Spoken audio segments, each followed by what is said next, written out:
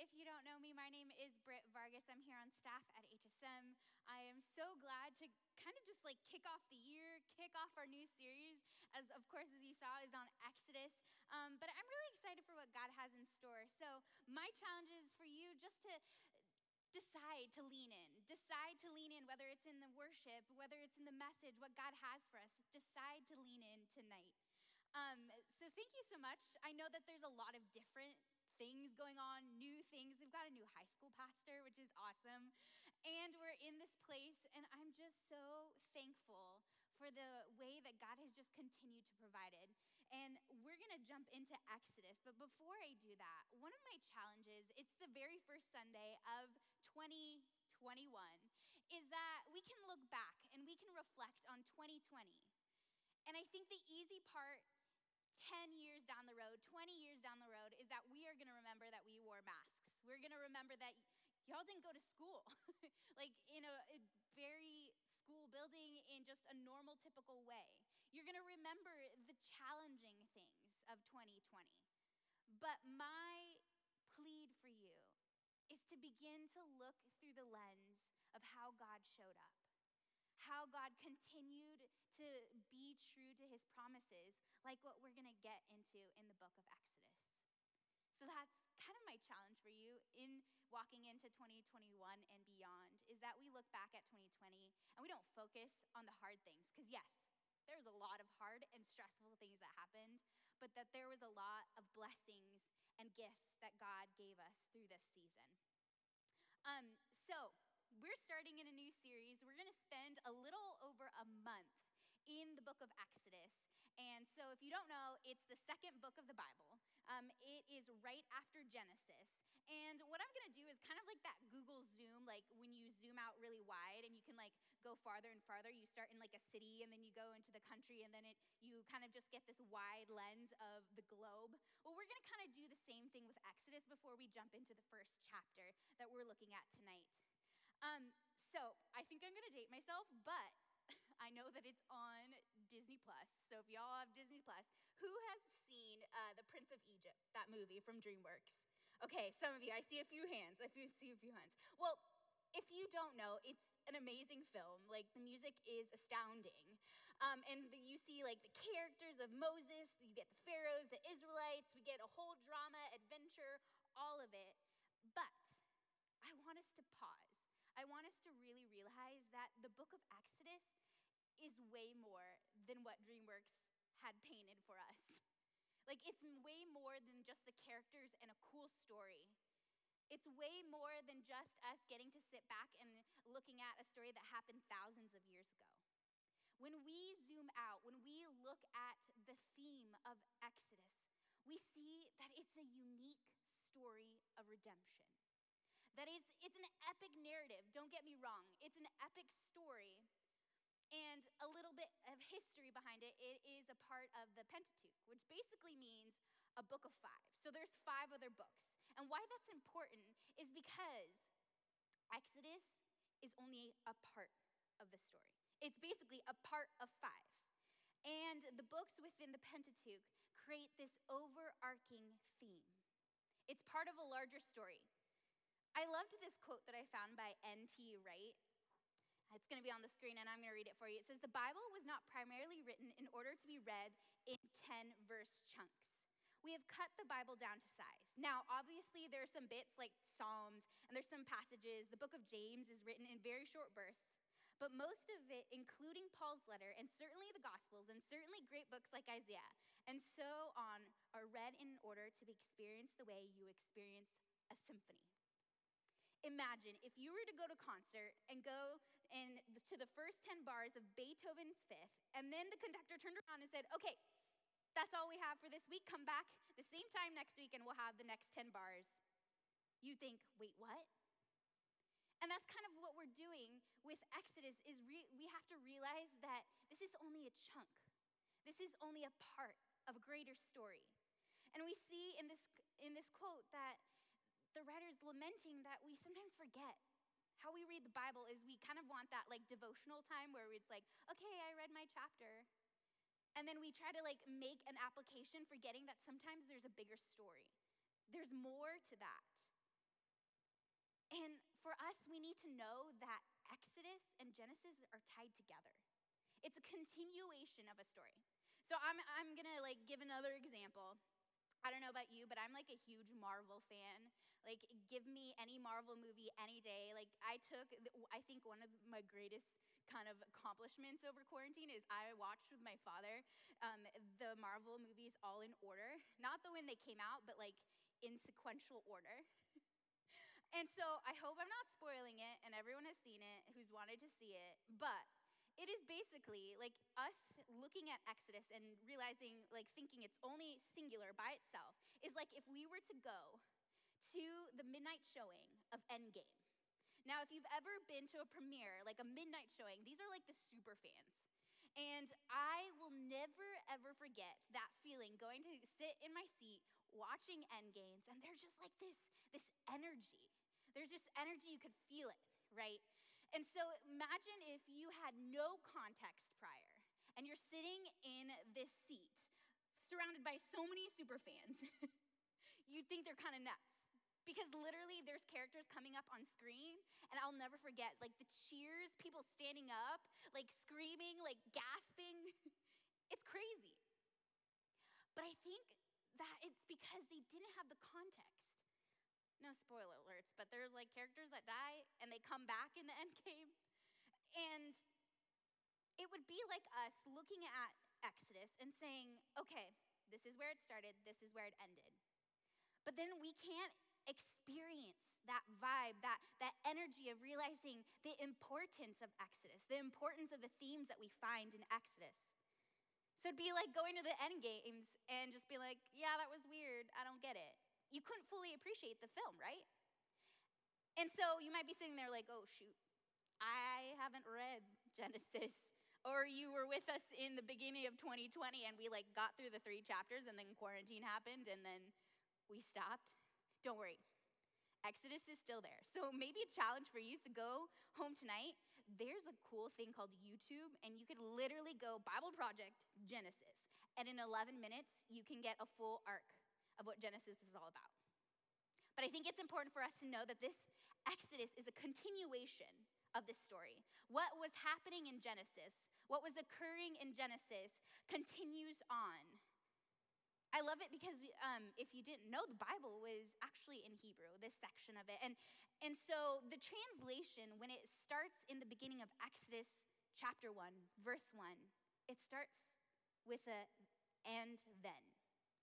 Now, if you've been in school anytime at all, you know that a story would be terrible if it started "and then."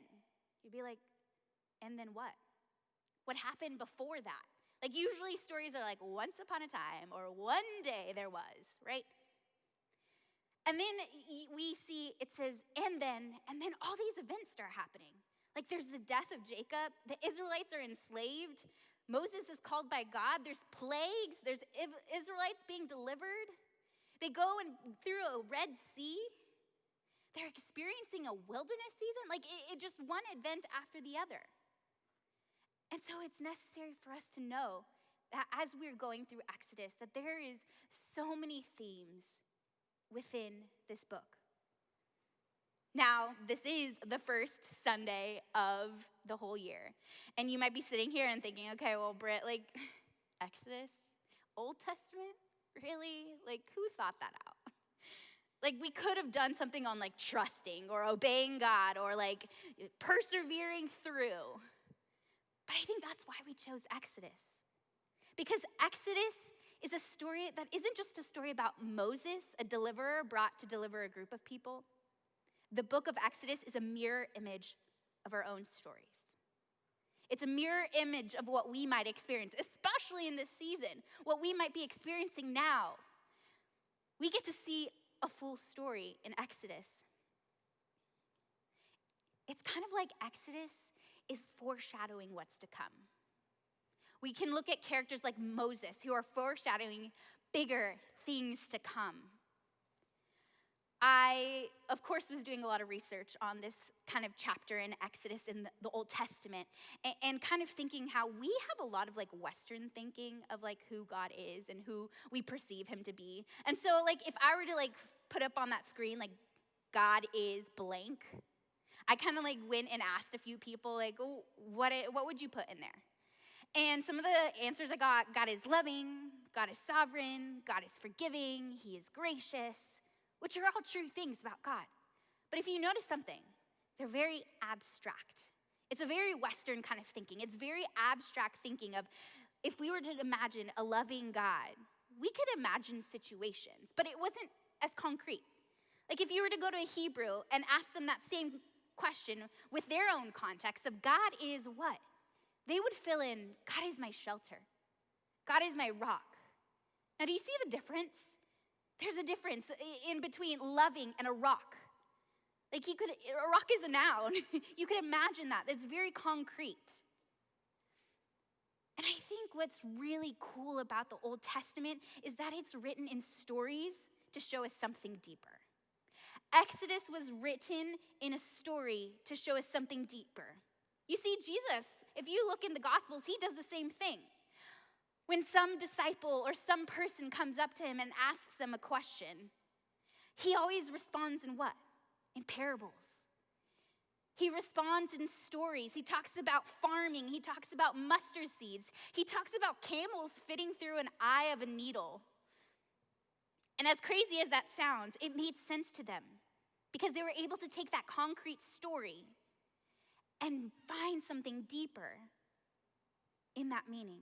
So I want you to realize as you sit there in those seats, do not think that Exodus is just like a dusty old story that happened thousands of years ago. It has nothing to do with me now. It might have made a great film a long time ago. So what is it in for me? I want to remind you that Exodus is not just a story, it's our story. It's a reflection of the kind of struggles we go through, the kind of hardships. And it may not be exactly the same, but we've all experienced those things. Like, if you know anything about the Israelites' journey, they start off in bondage. They're enslaved by the Egyptians. Aren't we in some sort of bondage within our sin?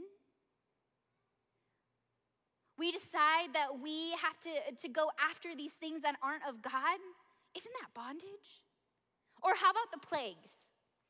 If you know anything about the plagues, it was a 10 plagues that were thrown at the Egyptians because the Pharaoh wouldn't let the Israelites go. And for us in that day, isn't that like God moving in our lives? Isn't it like him providing for us? Him making a way for us? Or how about the Red Sea? Now you're like, okay, that's real crazy. Like, I've never seen a full-on sea part with dry land in the middle. Brit, no. But have you ever been in a really tight spot where God has brought you to something that seems so impossible? And then you look back and you're like, wow, God showed up. He did it. Or what about a wilderness season? I know that for myself, I felt a real connection to the fact that sometimes we're in seasons where we just get enough, where we have to trust in God for just enough. Like the Israelites, we'll get to hear about them receiving manna. And can I tell you, like, they're probably jazzed the first couple days, but probably like a few weeks in, could you imagine eating the same thing over and over again? But it did the job. It was just enough. Are you in a season, in a wilderness season, where you just like, Lord, he's providing, it's just enough, it's so hard, but I need to trust him? Or maybe it's those moments where we decide, like the Israelites, to create our own golden calves, where we decide that instead of knowing that God's enough and trusting in him, that we're gonna create our own versions. Or we decide, you know what, God has brought us out of Egypt, out of our bondage of sin, but it looks really good. We really want to go back. Do you see? Exodus is not a story that we get to disregard because it was a long, long time ago. But also the God of Exodus is the God of today. That the God that we get to see in this first chapter and for the next couple weeks is the same God that is working and moving in 2021.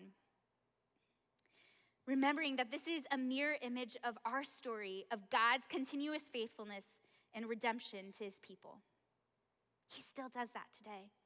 He still wants to move. He still has promises that he gives to you and I, and he will continue to be faithful in redeeming us. And I would love for us to get to explore this question. It says, what would it be like if we truly believed that God cannot and will not break his promises to us? Could you imagine if we actually believed it? God promised to us, so he cannot and he will not break his promise. He will provide. And we get to see this in Exodus. So we're going to jump into Exodus 1, starting in verse 1. So if you have a Bible, if you have the Bible app, open it up. We're going to be reading, and forewarning, there's a lot of new names in there, so bear with me as we go on. But verse 1 says, "These are the names of the sons of Israel who moved to Egypt with their father, each with his family." Here we go. "Reuben, Simeon, Levi, Judah, Issachar, Zebulun, Benjamin, Dan, Naphtali, Gad, and Asher." Wow, that's a mouthful. Also, I did have to practice that. But why is that important?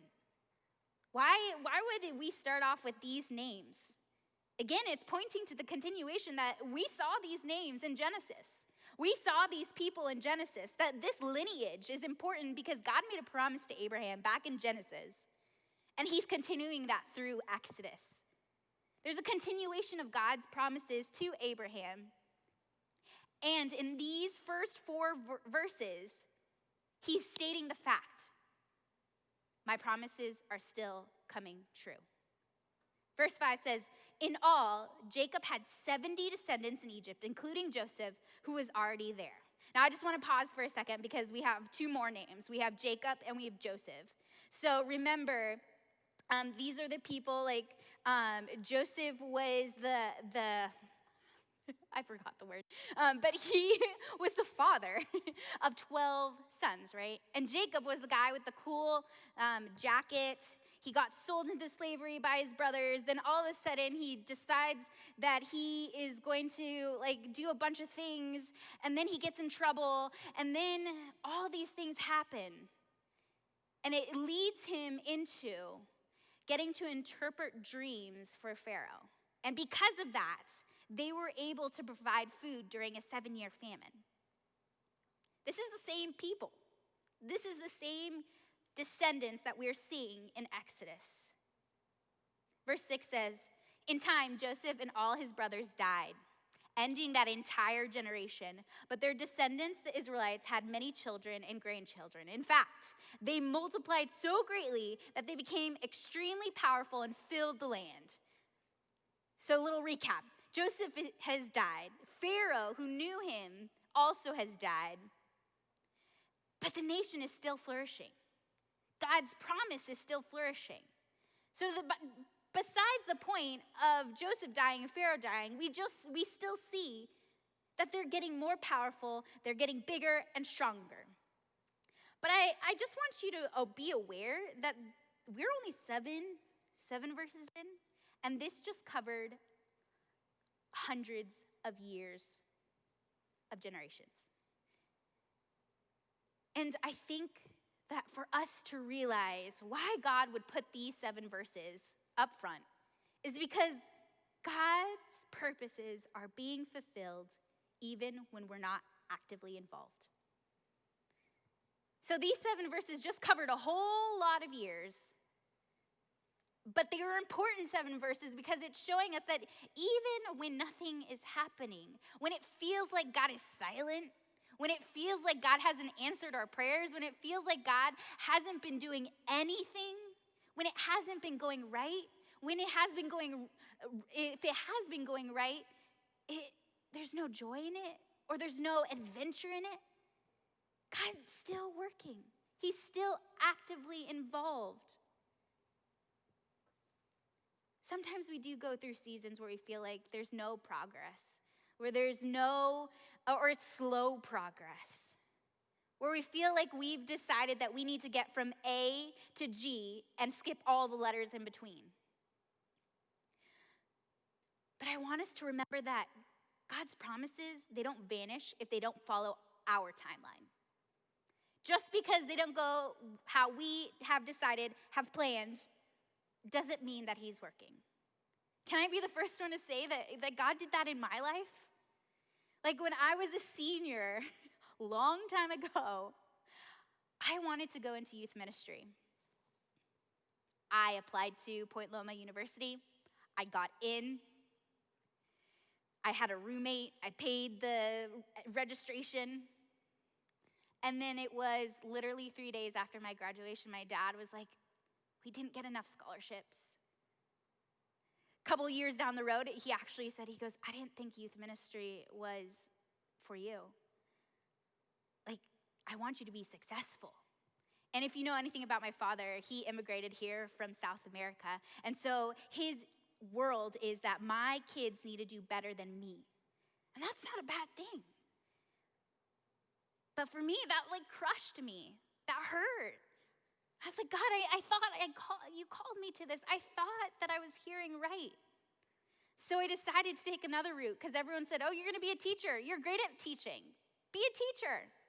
And so, of course, I ended up going to Cal down this road and being a teacher. Was I good at it? Yeah, I loved it. Was it my joy? Was it what I felt like I was being called? I don't know. It took 9 years of feeling like God wasn't working, wasn't moving, was really slow in progression, to getting to work on staff here at Calvary. Like, it blows my mind, the way that God continued to provide even when I wasn't even involved. Like, I didn't go to Bible school. I got my credential. I also got my master's in technology, like so far away. But yet God was still providing for his promises. Verse 8 says, eventually a new king came to power in Egypt who knew nothing about Joseph or what he had done. So now here's where it gets a little rough. You see, Joseph passed away. The Pharaoh who knew Joseph passed away, and now there's this new guy in town who has no connection to Joseph. And this is what he says. In verse 9, he said to his people, look, the people of Israel outnumber us and are stronger than we are. We must make a plan to keep them from growing even more. If we don't, and if war breaks out, they will join our enemies and fight against us. Then they will escape from the country. So the Pharaoh sees what's up. He's seeing that Israel is growing. They are getting more powerful. He's seeing God provide for them. So what does he do? He plans to oppress them. He goes, this is the end. We're done. Done. Little history again. Egypt prior was oppressed by another nation, right? So you can see how the Pharaoh was noticing, oh my gosh, there's similarities. We gotta beat them to it, so we're gonna oppress them and make them our slaves. He was living and reacting in fear, in the fact that he thought that things were gonna go this way, so I must react now. Verse 11 says, so the Egyptians made the Israelites their slaves. They appointed brutal slave drivers over them, hoping to wear them down with crushing labor. They forced them to build the cities of Pithom and Ramses as supply centers for the king. But the more the Egyptians oppressed them, the more the Israelites multiplied and spread, and the more alarmed the Egyptians became. So the Egyptians worked the people of Israel without mercy. They made their lives bitter, forcing them to mix mortar and make bricks and do all the works in the fields. They were ruthless in all their demands. Has anyone felt like life has been like that, kind of? Where it's been ruthless, bitter, hard? This is what the Israelites are experiencing. They're experiencing extreme hardship. And the intent was for them to slow down the Israelites, right? The Pharaoh was like, we're going to oppress them. We're going to work them hard because we need to slow this down. This is not going the way we planned. This is not the way we want. So we're going to slow it down. So let's make it really hard for them. But what do we see? We see in verse 12, but the more the Egyptians oppressed them, the more the Israelites multiplied and spread. Like, Could you imagine? In Deuteronomy, it talks about the type of labor. It was like working in an iron furnace. How crazy. That's hard. That seems really, really hard. But yet God still provided. God had a promise for the Israelites, right? He promised it to Abraham. And he's still coming through. Because God's purpose are being fulfilled even when we're not aware or it appears the exact opposite is occurring. Like to them, they're slaves now. They are working hours tirelessly, right? Yet God was still providing for them. God was still prevailing. And he continues to prevail even in hard times. Even in hard times, nothing can stop God. Nothing can stop his promises. Because remember, if you go back to that question that I had, if we were to truly believe that when God makes us a promise, he cannot break it and it will come to fruition. And in our story as well, like God promises still come through no matter what our circumstances look like. Like, can we be all honest? 2020 was like a doozy, right? Like, it was kind of the worst. Yet, God promised and still prevailed in it. We sing this song, and it's some of the lyrics, it says, "It may look like I'm surrounded, but I'm surrounded by you." Now, sometimes we can fall into this kind of trap where it's like we've sung this a million times, so it has lost its meaning. But I want us to stop and ponder this. It may look like I'm surrounded, but I'm surrounded by you. It may look like my circumstances are going all the wrong directions, but I know that I have a God who has promised me and will provide. It's a declaration that what it looks like and what it feels like does not negate God's promises. We can't say God is the God of feeling. He's not. He's the God of truth. Like, we have the Bible to gain access to the promises God has for us. Now, we're invited whether or not we want to partake in it. But God has promised us these things. And when we lean into those promises, when we lean into trusting God, we are declaring that it may look like I'm surrounded, but God, you are still working. God, you are still providing. God, you are still there. God still cares for me. Verse 15, it says, "Then Pharaoh, the king of Egypt, gave his order to Hebrews midwives, Shiphrah and Puah. When you help the Hebrew women as they give birth, watch as they deliver. If the baby is a boy, kill him. If it is a girl, let her live." Could you imagine being a midwife? What a horrible, horrible decision you have to make. Were you going to follow the commands of Pharaoh, or were you going to follow the commands of what God has decided, what God has promised? The midwives get this choice. Are they going to obey Pharaoh or obey God? But you see what these midwives do. Verse 17, it says, "But because the midwives feared God, they refused to obey the king's order. They allowed the boys to live too." So they decide, you know what, I'm going to fear God over everything. And so this is the king's like, whoa. So the king of Egypt called for the midwives, and he says, "Why have you done this?" he demanded.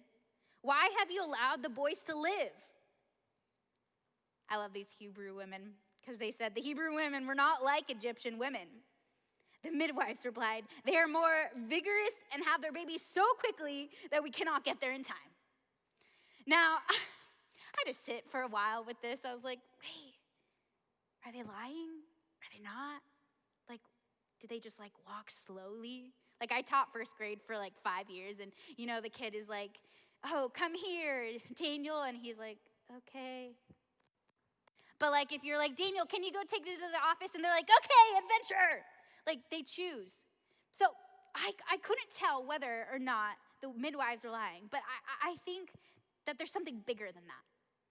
That God is trying to show us that God is gracious in providing through these midwives, because his promises and provision go hand in hand. The fact that he promises things, he will provide. It's a cause and effect kind of deal. It's understanding that if I walk in obedience, if I walk in your will, Lord, you are going to pay that check in full. I know that when I am walking in your will, you will not leave me hanging. And we see this. When the midwives decide that because they fear God, they refused to obey the king's order and allowed the boys to win and live. Verse 20 says, so God was good to the midwives, and the Israelites continued to multiply, growing more and more powerful. And because the midwives feared God, he gave them families of their own. I love this part about God. Because midwives, they were most likely people, women, who couldn't bear children. And in that time, if you could not bear children, then you weren't seen as worthy. Because you couldn't continue in a lineage, right? You couldn't continue the generations. But God sees these midwives. He sees their fear of him, their trust in him, and he blesses them and gives them families. And I think there's two takeaways from this. One is that God uses bad things for good. He uses bad situations for good. He used the fact that these midwives were having to make this horrible decision, that the Pharaoh has asked them to kill children, and he uses it for good. He gives them families. He provides for them.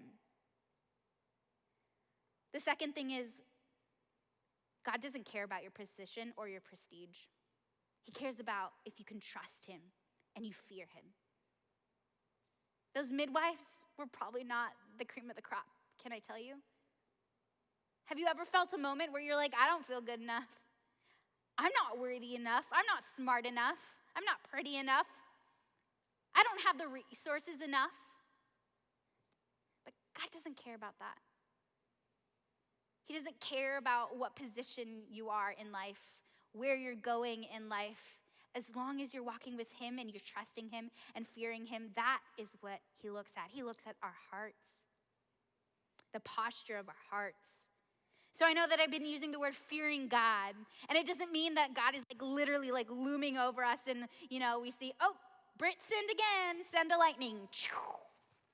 No, that's not the type of God we are, and that's not what fearing God means. Fearing God means that we have a reverence, that we have a respect, that we have an understanding of who God is, that we have put God where he belongs. We understand his sovereignty. And we understand who he is, who we are, our relationship with each other, that ultimately leads us to obedience to him, to surrender to his will. The midwives, they had the opportunity to tell God through their actions, Lord, I trust you and I fear you. I know your promises and I know you will provide. And God provided. We have one last verse. In verse 22, it says, then Pharaoh gave this order to all his people, throw away every newborn Hebrew boy into the Nile River, but you may let the girls live. End of chapter. What a terrible way to end a chapter, right? It first started off with the midwives and the Pharaohs being like, okay, you're gonna destroy all these children. And then that wasn't working, so he's like, you know what? Everyone has this job. And then the chapter ends. It was no longer just the jobs of the midwives to do these things. Everyone was being called to a terrible task. But there's hope within this verse, because the method of death for the Israelites became the divine provision for the deliverer. As we get to transition into the next chapter of next week, we'll see and meet Moses, who through the Nile, he was literally left in a basket and floated down the Nile River, where he was supposed to be drowned, but yet God provided through that Nile. He provided. And we look at it ourselves on our own story, because remember, Exodus is not only their story, but it can be a reflection and mirror of our own story, is that the hardships that you're facing cannot stand against God's promises and provisions. Nothing could stand against God. So my challenge for you tonight is to really reflect on the fact that where are you in the journey? We did a slight overview of Exodus where we started out with the season of bondage for the Israelites. Is that you right now? Is your life feeling like a train wreck? Do you feel like you're a slave to your sin and that you are in need of a Savior? That you need to be delivered from something? Or maybe you're on the opposite side. Maybe you are seeing God's hand in everything and God's showing up in your life. Like the Red Sea, him parting it, like how miraculous. What if God's like that in you? Is it for you? Or maybe you're experiencing the kind of wilderness season where you just feel like I'm just living by the smallest trust and faith that I have. But guess what? Faith as small as a mustard seed can move mountains, right? God provides. Maybe I'm going through this wilderness season because I don't know where I'm going. I don't know what college I want to go to. If I even want to go to college because it's going to be online, or maybe it's online. I don't even know what this next semester looks like. Man, God, the manna is great, but it's okay sometimes. It's hard sometimes. Where are you in this journey? What does your faith look like? But can I give you some encouragement as the band comes up? That God hasn't forgotten about you. That he knows where you are and he meets you where you are. If we look back to the first 7 verses, that was like a huge span of years. But yet God was still providing. God's promises were still coming true. God's purpose prevails even if you are unaware, under hardship, or unknowing. It still prevails because that's how good our God is. As we continue through our journey in our study in Exodus, I continue to want you to consider how the story is also your story that God's writing in your life. That you can understand that this is a story of redemption, that this is also a story of redemption that could be written in your life. It doesn't just stay in Exodus. It can be in your life. It can be something that you can achieve through knowing and trusting and knowing that God will provide and that we serve a God and we worship a God. Like we're going to worship right now. And we're worshiping that same God that provided for the Israelites in the Red Sea, in the wilderness, while they were enslaved.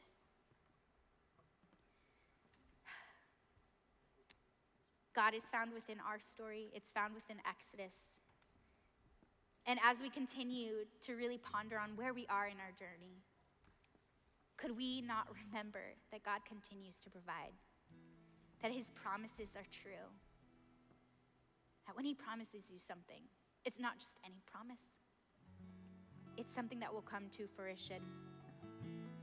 And the same promises that he made to Abraham, to the Israelites, he makes to you and I. And he is a good, good father in that. Could we pray? Heavenly Father, I thank you again for this time, this space we get to gather, Lord.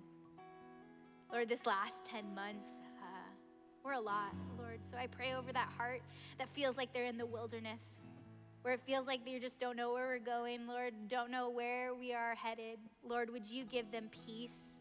Would you surround them with knowing that you are a God who knows them, Lord, knows them intimately and has promises for them, that is faithful to them, Lord. I pray for that person who feels like Exodus is their story, Lord. Would you continue to tenderize their hearts? Would you continue to be the God you are, Lord, who are true to your character? We love you so much. Would you continue to teach our hearts to love you even more? And everyone said, amen.